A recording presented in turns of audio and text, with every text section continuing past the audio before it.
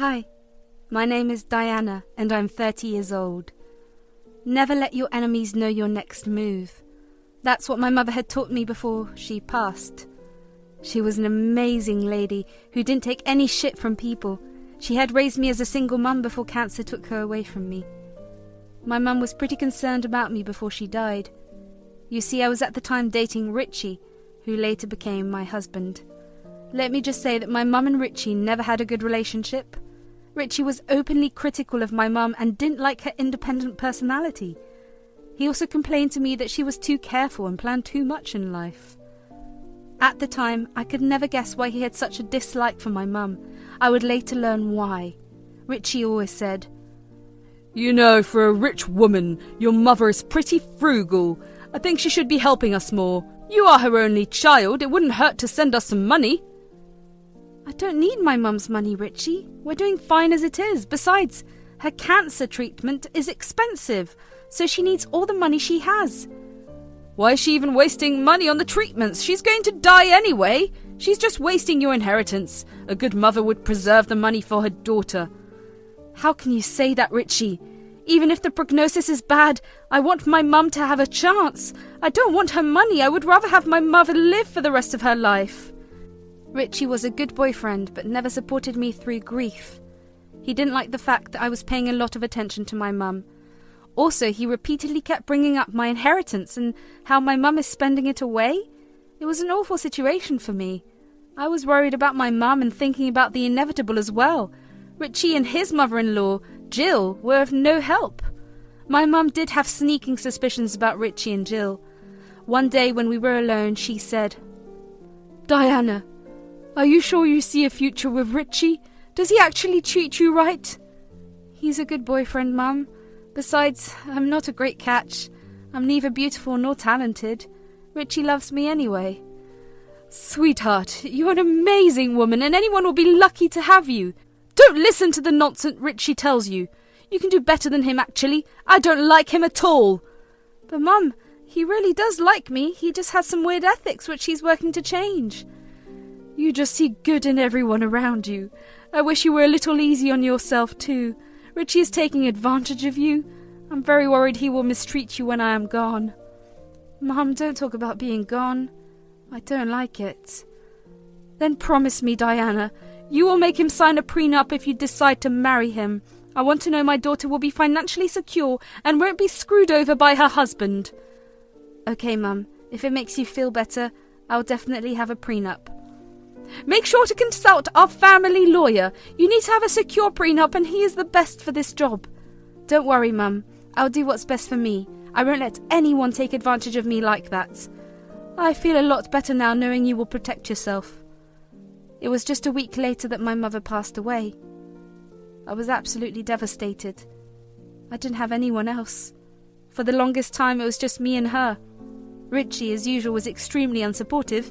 He said, Now, there is no reason to be so lost. We already knew this was coming. The doctor said it won't be long." "Richie, I just lost my only parents. No matter what, it's too painful for me to comprehend this. My mum will not come back." "Well, your mum will not come back anyway. You should concentrate on me and my mum. We're still here for you. We'll become your family if you give us the chance."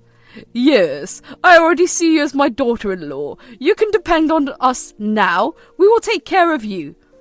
I was grateful to still have some people in my life. I knew that eventually I will deal with the grief better. However, my mother's words would stay with me for the rest of my life. I knew that no matter what, I would have to protect myself. I just didn't know that my husband would trick me into his evil plans. After my mother's death, Richie kept pestering me about my inheritance. I was still having a hard time coping and didn't even want to think about my inheritance. However, Richie said, "You are being very irresponsible with your inheritance, Diana. You need to look into it now. We need to know if your mother blew it through the money for her treatment." "I don't care about the inheritance, Richie. I don't want money." "Just think about it, Diana. Our life will be so much better with your inheritance. I'm sure your mother wanted you to have a good life." "Most of the money had been left through a trust, Richie. I can't just spend it as I want. Only my childhood home will be transferred to my name now." Richie looked a little irritated when I told him that. I guess he was looking forward to a better life with the inheritance money. However, my mother insisted on leaving me a monthly allowance only. While Richie was a little disappointed at first, he quickly recovered. It was then that he started to care of me even more. He was finally giving me the emotional support I needed at the time. Richie proposed to me just 2 months after my mother died. I was honestly not in the mood for planning a wedding, but still said yes. I did love him, and he was the only person in my life. I didn't want to lose him too. Jill was also becoming an important person in my life. She was taking care of me like her own daughter. We regularly hung out and considered her a close friend of sorts. So keeping these in mind, I said yes. We were going to have a small wedding because Richie wasn't very well off. I did offer to cover the majority of the expenses so that he doesn't get low on savings. His bills were piling up, and one day he decided to tell me everything in detail. He said, "Look, Diana, I have a lot of responsibilities on my mind and can't handle everything at the moment. You know, me and Mum live in a small apartment. The space just isn't enough for us." "I know, Richie. I've been telling you to move to a better place. You have the money right now. There's no need to spend too much on a wedding. You should prioritise your living situation." "Yeah, but I don't want to get a new place. You have a perfectly fine house that is fully paid for. Why don't Mum and I move in with you? I mean, we are getting married anyway." "This is very sudden, Richie. You have just sprung it on me. I need some time to think. I would have to rearrange a lot of stuff if all 3 of us live here." "Come on now. There won't be a problem. We are your family. We will help. It would be better for you to have us under your roof." It was true that my childhood home was big enough to fit everyone. Also, with the wedding near, we had to figure out our living situation fast. However, I was having trouble with what Richie suggested. Somewhere in the back of my mind, I was sceptical about letting them move in with me. I was much more comfortable renting a place with him, while his mother lives elsewhere. Jill can be pretty controlling, and I didn't want her to disrupt my life. In the end, I agreed to the move. Richie put me under a lot of pressure, and I had to agree to his demand. He also brought along his mother without consulting me. When I asked him about this, he said, "Diana, you know my mother can't stay alone. She's dependent on me. Do you expect me to leave her homeless?" "I never said that, Richie. I'm just surprised you didn't even discuss this with me properly." "I'm family, Diana. What do you need to discuss? I bet you would have let your mum move in if it were you. You need to have some respect for me." "I do respect you, Jill. I just wanted Richie to discuss the living situation with me instead of just allowing you to move in." Richie and Jill both ignored me. They couldn't understand that what they were doing was highly disrespectful. However, I let it be because I had a lot on my plate. There was no point in kicking her out when she had already moved in. Jill and Richie settled in well at my house, but there were a few things that never stood well with me. It would be one of the reasons why I ended my marriage. A few months before the marriage, I told Richie about getting a prenup. He was pretty shocked and started to get angry. Richie said, "Why do we need to get a prenup? Don't you trust me at all?" "It's not about trust, Richie. I'm simply trying to protect myself. You can get a lawyer and give me your own demands. We can talk about this and come up with a solution." "I'm not signing a prenup, Diana. This is ridiculous. Why would we need one anyway?" I tried very hard to make Richie understand. I never mentioned that I had promised my mother to get a prenup. After days of trying to convince him, I put my foot down. I told him that I won't marry him without a prenup. That got him scared and he decided to cave. We consulted our own lawyers and drew up a prenup. We both thought that the prenup was pretty fair. With that out of the way, I was starting to feel a little less anxious. The wedding happened and it was a great success. However, the aftermath of the wedding was a nightmare. We were married for only 2 years, after which Richie started to change. As soon as he realised that I'm tied down to him, Richie and Jill both began to torment me. First, Jill took it upon herself to redecorate the entire house. One day I just walked in from work and found most of my old stuff gone. Jill even threw away all the sentimental items that were left behind by my parents. When I confronted her, Richie said, "Relax, it's just some redecorating. Mum deserves to feel at home here." "Yes, I was feeling very out of place with the horrible decor you have. It's simply not my style." "You literally threw away my things. Things that belonged to my parents." "She did you a favour anyway. Your parents had very poor taste in decorations. It's a good thing Mum took things into her own hand." "But no one even asked me anything. Those were my things. Jill should not have touched them." We had a big argument with Jill and Richie piling upon me.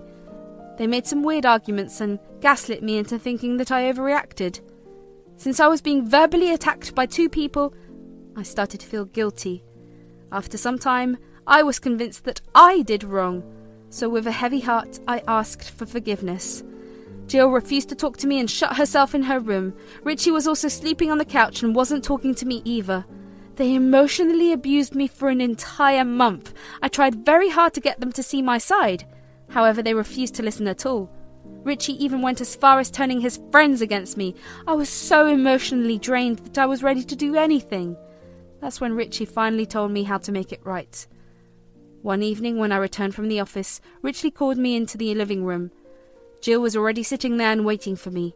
They said that we needed to talk about the housing issue. Richie said, "Do you have any idea how disrespected we feel here? It doesn't feel like we are welcome here." "Look, I am sorry. I may have overreacted last time. You and Jill can make changes to the house as you wish. Just let me know before you move ahead with your plans." "I'm afraid that won't be enough. It makes me uncomfortable knowing that I am living in your house. Your reaction to my redecoration didn't help at all." "Even I am starting to question this relationship now. We got married, but you are still refusing to consider us family. We just don't trust you anymore." "I'm sorry. Tell me how I can make it right."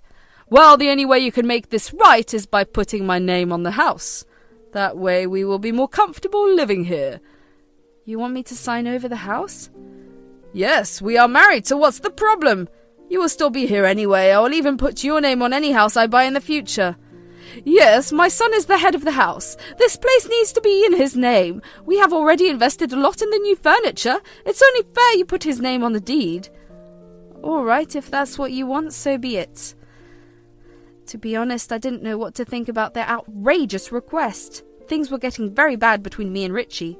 I was actually at the end of my wits. However, I decided that I would put his name on the deed. I had my reasons for doing it. I did want to try and salvage my marriage before doing something drastic. Richie and Jill were extremely happy when I told them. However, the moment the papers were signed, they changed completely. I was regularly berated in my own house and made to do all the chores. Jill treated me like a slave and refused to even pick after herself or Richie. I was working as well as taking care of all the house chores. I was still trying hard to stay in the marriage. I had no one else and didn't want to be alone. However, all my hopes came crashing down when I discovered divorce papers in Richie's bag. I didn't let him know that I found the papers. Richie had already stopped being affectionate and I knew we were over. That's when I realized that they manipulated me into signing away the house. I was pissed. My mum's words kept coming back to me. It was time to show them that they made a big mistake. I didn't have to do much planning to take my revenge. I already had everything set. I was just waiting for Richie to serve me the papers. It finally happened after 2 days. Richie said, "I want a divorce from you. When I married you, I expected you to have a huge inheritance, but your stupid mother had to spoil it by leaving you monthly allowances. Only your house was useful to me. Now that I have it in my name, it's time for you to leave."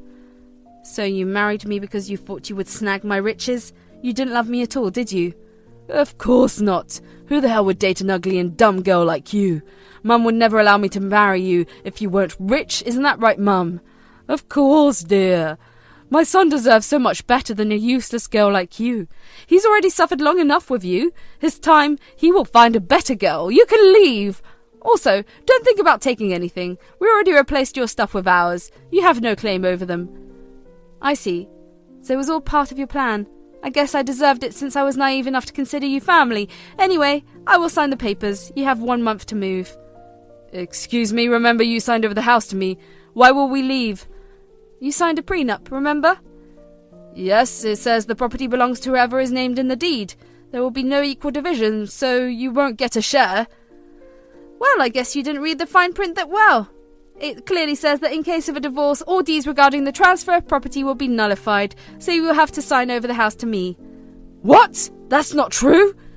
Don't play tricks on us. We won't leave this house." I went to my room and brought the prenup papers. I showed them exactly where the clause was written. They never read it because it was sort of a hidden clause. Richie and Jill were stunned. They couldn't speak at all. I simply went to my room and shut them out. I called my lawyer and told them to prepare for a divorce. Then I left the house with my things and went over to a friend. Richie and Jill called and texted me throughout the day. They kept pestering me to come and talk things out. Richie even told me that he was sorry and wanted to rebuild the relationship. I simply told them to talk to my lawyer. There was no way I was going back. Richie and Jill escalated their calls when it became apparent they had lost. I was dead set on getting back my property and kicking them out. I did meet Richie again, but only with our lawyers present. His lawyer made it clear to him that he would get nothing out of the divorce. Instead, I'll be taking his car since I bought it and put my name on the papers. Richie was left with nothing. He tried to plead with me. Diana, please reconsider this. I know I made a mistake. It isn't too late to stop the divorce. You need to be more forgiving. I thought you loved me. I did love you, Richie, but all my love vanished the moment you betrayed me. You don't want me back. You just want access to my trust in the house. I'll never stay with a man like you. I will make this right. Please give me a chance. We will start over. I will even cut off my mum. She is the one who gave me ideas. There is no reason to throw your mum under the bus. Both of you are equally responsible for this. I hope you two get your just desserts. With that, I gave my lawyer the signal to go ahead. Richie's lawyers also told him that signing away the papers will be his best option. Since I didn't want to continue the relationship, there is no point in trying anything, so Richie was forced to sign the divorce. My lawyer then promptly told them to empty the house since it now belongs to me. It was a nightmare getting Richie and Jill to move out. They refused to leave the premises even after the eviction period had expired. I threatened to call the police if they didn't leave. They thought I was bluffing, so I called the police. Richie started to threaten me and started destroying my garden. The police came and arrested him for destruction of property. His mother begged me not to press charges, but I did so anyway. Right now, I'm back living at the house. Richie was let go of his job when his boss found out that he was arrested. He's a very old-fashioned guy and didn't want to have a criminal as his employee. Jill did call me to ask for money to bail him out. I laughed in her face and cut the call. Richie's friends also reached out to me to apologise. They finally realised that Richie was a shitty person. As for me, I'm back to my old self. I'm enjoying my single life while my ex and his mother are struggling to make ends meet.